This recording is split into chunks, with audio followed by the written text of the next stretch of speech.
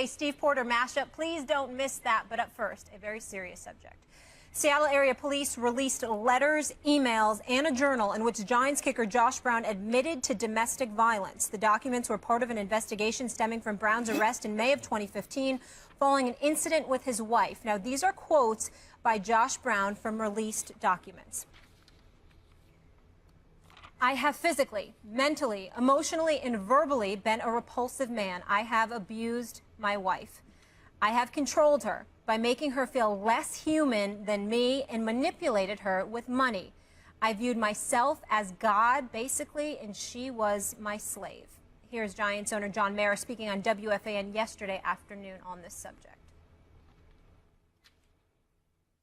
And we were obviously disturbed by it, but based on what we knew, and particularly based on this young man's attempt to try to rehabilitate himself, which I still believe he is trying to do, and he's made a good faith effort to do that as far as I know. We were comfortable with the decision to continue to employ him.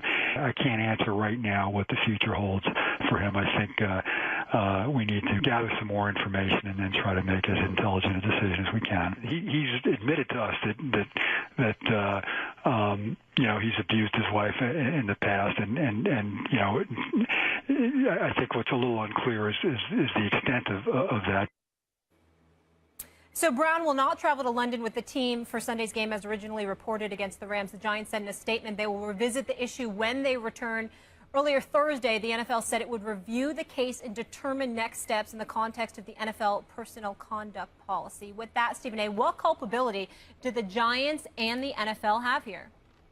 Extreme culpability. The only thing that we can say in favor of them is not as extreme as Josh Brown, because he's the ultimate villain in all of this. He's admitted to physically, mentally, emotionally abusing a woman that he took a vow to spend the rest of his life with. I mean, how much worse can it get than that? And clearly he was a repeat violator in that regard, which is why they ended up in the divorce.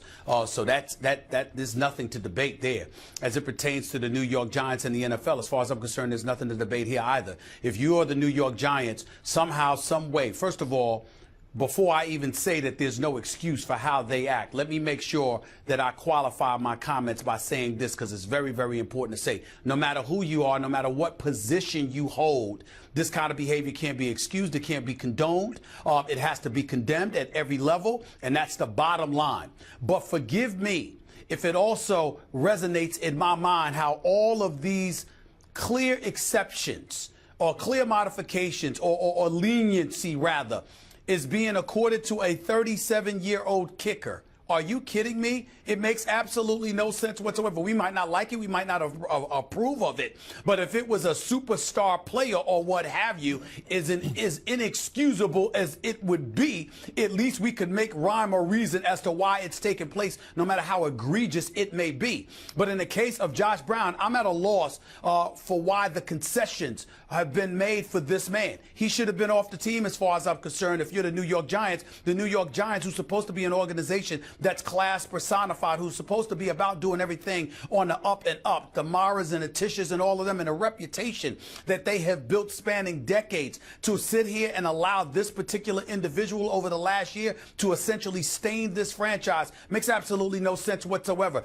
They should be condemned themselves. They should be called to the carpet. I can't believe the man went on radio in New York City and actually acknowledged that he was aware of a past involving domestic violence with Josh Brown. Don't tell me you weren't aware of this stuff when in fact you've acknowledged that you were aware to some degree of it. So there was no reason for the man to be suspended for just one game. It should have been more severe. And on behalf of the NFL, how in God's name do you come off of Ray Rice? Do you come off of Greg Hardy? Go to Josh Brown and think that one game is going to suffice.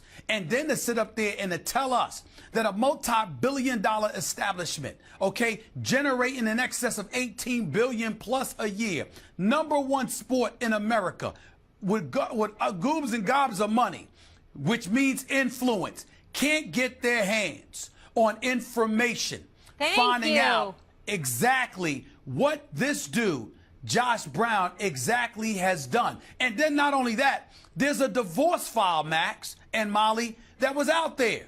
Josh Brown told us months ago he was getting divorced from his wife. He told the media that. So you could have looked up the divorce papers. And then I'm going to go here, Max. Listen, I don't know Josh Brown from a can of paint. Nobody's excusing Ray Rice. We damn sure ain't excusing Greg Hardy. These are two individuals who committed egregious acts and needed to pay for them. Ray Rice has shown an incredible level of contrition compared to Greg Hardy, which is why a lot of us promote the idea of him getting a second chance. But the acts were committed. They deserved to be punished. Everybody acknowledges that with the brothers. But this white dude, Josh Brown, who is a kicker on the New York Giants, who literally taken a journal highlighting his transgressions, his egregious acts. And it's not until a couple of days ago when the Kings County office in Washington sits up there and releases this information that suddenly here we are again. This should have been handled by the New York Giants. It should have been handled by the NFL. It was egregious that they haven't handled this. It's egregious that they still haven't handled this. It's not enough for him not to be going to London. He should be suspended immediately for the max that is allowed under the collective bargaining agreement because of what Ray Rice has suffered, because of what Greg Hardy has suffered from. In the interest of fairness, this has to be handled. And the Giants and the NFL need to be called to the carpet for this. This is a damn shame. I want to address the Ray Rice and Greg Hardy stuff in a minute, but I just first want to say that I believe today everyone, and yesterday, everyone is asking the same questions. Yeah. It's baffling. The reaction of the NFL and the Giants is baffling. I want to start actually with the NFL. And everyone's going to say this too, and you said it today, Stephen A. On the heels of Ray Rice, what happened to a zero-tolerance policy? It seems the opposite of that, and everyone's going to ask the same question. And for a 37-year-old kicker, and the reason people bring that up, it's not to say, well, if he was a star, it would be okay. It's to say, to on the one hand say you're focusing on this issue of domestic violence, which is, along with race and police brutality, particularly as it pertains to race, the two social issues of the day. It's one of the two major social issues of the day. And in the NFL, there was the issue of the anthem and the protests. But even simultaneous with that is the issue of domestic violence in the NFL, Greg Hardy and others. So it's baffling. People have, and I have questions about it. Why? It seems like such an easy thing to do. Zero tolerance, here's the suspension, as opposed to going light for this guy. And from the Giants' point of view, it's not their greatest, most shining moment.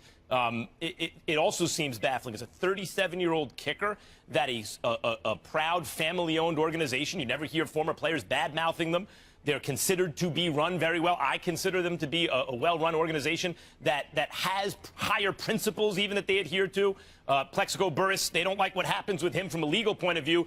They will step in and say, no, he's not playing for us before even the league. You know, they do things in a way you would think they'd be the first ones to say, no, you can't do that. So I've been asking these questions. What happened to zero-tolerance policy? And here's what I came up with. At first, and then I got past even this. At first I thought, well, maybe they saw the journals and the journal entries that Josh Brown made, and they read them as confessional, the way one would confess to a priest in private or to a shrink in therapy, and thought, well, look, here is a guy who is working on himself, who's owning up to his mistakes, and who's trying to be better. The problem is both the NFL, whether or not that passes muster in the first place, I'm going to get to that in a second, both the NFL and the Giants have said they didn't see the journal.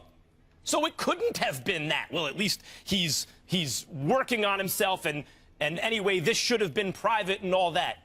It couldn't have been that if they didn't see it. So I'm left with the idea, Malcolm Gladwell wrote about this in Blink, that you know what's most highly correlated with lawsuits for malpractice with doctors? It's not actually their results. It's their bedside manner.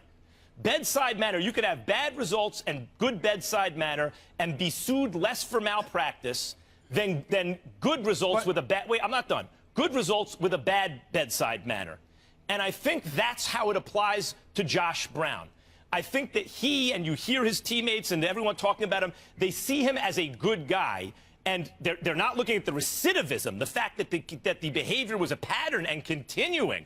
But they see him as a good guy, and that bedside manner allowed a 37-year-old kicker to skate with these very serious charges and even confessions that he's made about domestic violence. By the way, the worst among the worst of them was the fact that he admitted to being physical with his ex-wife when she was between 4 and 6 months pregnant.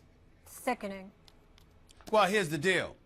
The other part about it, and listen, when we bring up the dichotomy that exists between a Ray Rice and a Greg Hardy and how they were treated, and a Josh Brown and how he's being treated, here's why I also brought up you got two brothers that have been raked through the coals, deservedly so, no doubt, but nevertheless raked through the coals, and Josh Brown has been protected. It's not about, you're not looking and walking around and seeing a white person here, a white person here, and thinking something like that. No, you're talking systemically.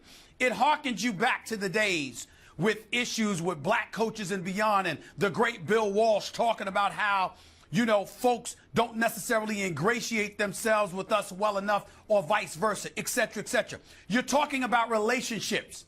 And the fact of the matter is, some folks have better relationships than others. There is no doubt that Josh Brown clearly has a good relationship with Giants ownership. What other justification can there be? Even if you have relationships with players and they love you and they're your teammates. Steve Weatherford is a good guy. He's been on this show on many occasions. He's one of Josh Brown's best friends, former teammate. Spoke up for him just the other day. He's entitled to do that. What I'm saying is, he ain't the decision maker. Those teammates of his ain't the decision makers. The coach is, the GM is, ownership is.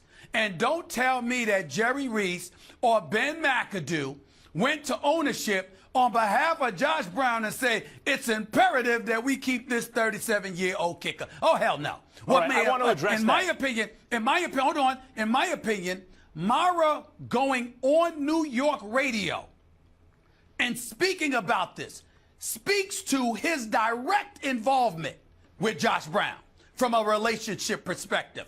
And when you have that going on, that's where the dichotomy exists. That's where the problem takes place, because every player ain't fortunate enough to have those relationships. So if relationships are going to dictate ramifications, then there's going to always be folks on the losing end, and fairness is never going to be a part of the equation. And that is clearly not the case with Josh Brown, who should have his behind suspended now. I said it months ago when this stuff was revealed. He should have been suspended, and one game certainly wasn't enough. It's ridiculous. I don't ever dismiss claims, or at least thoughts, about how race has an impact on these things, because clearly, given our history, of the history of this country, that is a reasonable question to ask, and it's likely that race often does play a factor.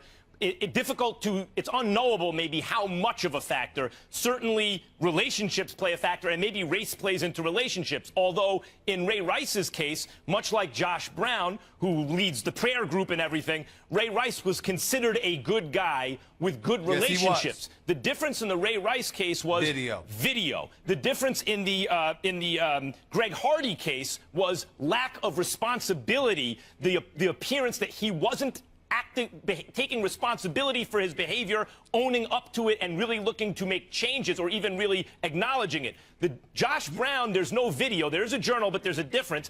And there's a sense that he's owning his behavior, although I agree the behavior continues. So it doesn't really matter much what he says, it's what he does. Let me tell you why, even though Ray Rice had the video and Greg Hardy showed minimal, if any, contrition at all, why this is so important, Max, why it doesn't matter. You know why it doesn't matter? Because that's the backdrop. Now, if Josh Brown happened beforehand, that's fine. But the fact that Ray Rice happened, the fact fact that Greg Hardy happened, the fact that the NFL was raked through the coals and had their reputation smeared because, you know, the lack of due diligence they were accused of putting forth in Roger Goodell. All of a sudden, we got articles in USA Today and beyond highlighting 50 different cases where Roger Goodell may have been able to be more active than he had actually been. The fact that the NFL had to implement policies, the fact that the NFL had to hire individuals that specialize in situations like this, all female, by the way, the fact that the NFL went through all of these things to address this specific issue, and then to turn around after all of that and still let a 37-year-old kicker off the hook. A 37-year-old kicker. Well, Molly, am I wrong here? No. I mean, There's a couple things, and then sense? I want Max to Any jump sense? back in because I was writing down a couple questions as you guys were talking, and these are a few that I have. One, during all this, why did they re-sign the man? That's my first question. During this, they re-signed him to a contract extension. What are you doing? Second question here. Where are the 4 women that were named to help the NFL in terms of the domestic violence policy? I want to hear from them because it appears that they botched this. And I could be wrong, and I'd love for them to speak out and explain it to me. Let me, just 2 more things. Another thing, as far as the bedside manner you spoke to, Anita Marks talked about that with Michelle and Marcellus on Sports Nation yesterday. She covers the team, and she said it was exactly that. He was a great guy around the organization, so people didn't expect this kind of behavior and maybe didn't do their due diligence. And my last thing, Stephen A., to what you brought up, so there's these documents. Why can the NFL and the Giants not obtain these documents? So then I'm told they're in divorce papers. Please, yeah, I want you to. So they're in his divorce file. Did you ever think the man might have got divorced partially because of the fact related to these domestic violence issues? So there might be information there. And one last thing that I want to say, Ben McAdoo had said, we're not going to turn our back on him, and you know we're going to stick by Josh Brown. Great, but you turned your back on his family. And if you want this man, if you truly love this man, he needs to get healthy. He's sick. He can't worry about football. He needs to put 100% into these demons and deal with them. In terms of why did they extend the contract? This is one of the worst components of domestic violence because the family is an economic unit, is part of a pull that keeps women in relationships that are bad for them. And so part of the issue, well, if he doesn't work, then how does he provide for his family, including his children, which are also his wife's children? That's part of the serious and tragic nature of domestic violence, I think. Stephen A.? Well, listen, you're right, Max. Absolutely. But that's why the NFL and the Giants can't be excused. Because they knew all of this. One of the things, if you recall, with the whole Ray Rice scandal, one of the things that resonated was the fact that his then fiance, now wife, went before Roger Goodell and pled on behalf of her husband. Roger Goodell used that as justification for giving him the initial 2-game suspension because he had not seen the video from the situation in Atlantic City. So while Roger Goodell hired those 4 ladies in the NFL league office to assist in addressing these matters, was not just from an investigative perspective, but also from the perspective of the alleged victim. What has transpired? How do we deal with this? Because he was acknowledging as a league office, possibly even as a human being, that he was ill-equipped to deal with this himself. So with all of that as a backdrop and all the things that the NFL, the Shield, not to mention the individual teams under its purview and the 1,000+ players under its purview that everybody had to be subjected to over the last year and a half or so because of Ray Rice and the Greg Hardy situation. A 37-year-old kicker named Josh Brown gets dealt with lightheartedly. It is as egregious as it gets. It speaks to, if not nepotism, favoritism, because it is clear that most other people would not get treated the way that Josh Brown has gotten treated, which leads us to ask the question, because we don't know, it leads us to ask the question, why? Why did this dude get that kind of leniency? Not just from the Giants, because even though it's inexcusable, we can understand it because clearly ownership likes him, if not loves him. But the NFL, why not? Why not? I think Molly, your question is the best one as it relates to this information, because the issue in the Ray Rice case that came up as the facts were coming out was there didn't seem to be a good faith effort by the NFL to acquire the videotape. The video was available, and it didn't seem like they tried very hard to get it. And here it comes out that the NFL called the sheriff's department to get the journal, but they didn't identify themselves as the NFL. And once they were told no, they didn't try again, according to the sheriff's department. They're pointing at each other. The point is that also doesn't seem like a very good faith effort no, you're not to doing your do job. the investigation. Yes, Stephen. Max, to buffer your point, let's recall that the same accusations were made about Ray Rice, that the NFL could have indeed got a hold of the video earlier than they did, even though, to the fairness of the NFL, they categorically denied there was any truth to that. They didn't know. You remember that supposedly a UPS package was mailed to them? They said they never got it. Remember that whole story in regards to the Ray Rice video? So the same could be said. So in that regard, there may be a bit of consistency, albeit as as unforgivable as it may be. There's a level of consistency with that and Josh Brown. In the end, where the inconsistency comes into play is how Josh Brown has been dealt with so lightheartedly with the backdrop of Ray Rice and Greg Hardy. That's the key here. You have all of this as evidence. You have a recent history